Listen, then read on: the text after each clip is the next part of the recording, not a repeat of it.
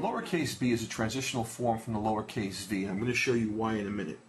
So first I'm going to start off with the lowercase v, like this.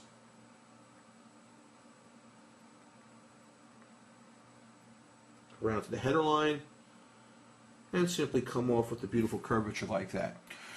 This is covered in a previous video. To make the lowercase b, rather than curving around here, we would take the shade straight up for a stem loop like this. Okay? That stem loop would come up, around, and over the top, just like I do in my other stem loops, okay, and come in here. And this shade would actually create a wedge-shaped shade coming down. That is the lowercase b. And so if you recognize that connection, your letter forms look beautifully symmetrical, because the only difference between a V and a B is the stem loop. So if I execute the B now separately from this letter, you'll see what I mean by that. Hairline, shade, wedge shape,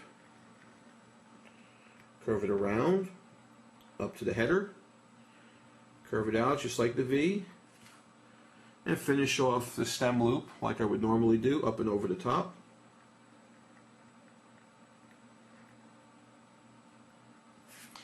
And that's the lowercase b. I'm going to start my lowercase h, same way, ascender stem loop. Come up with my hairline start.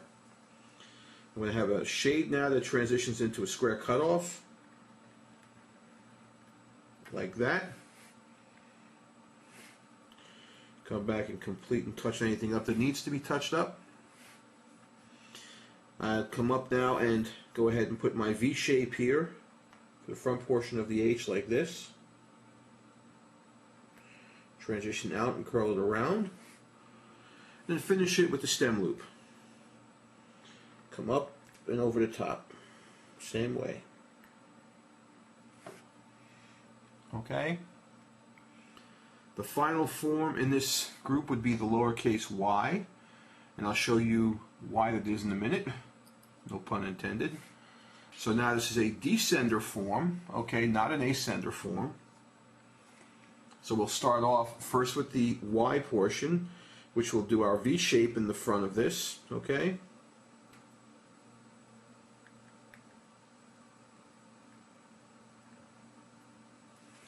And up.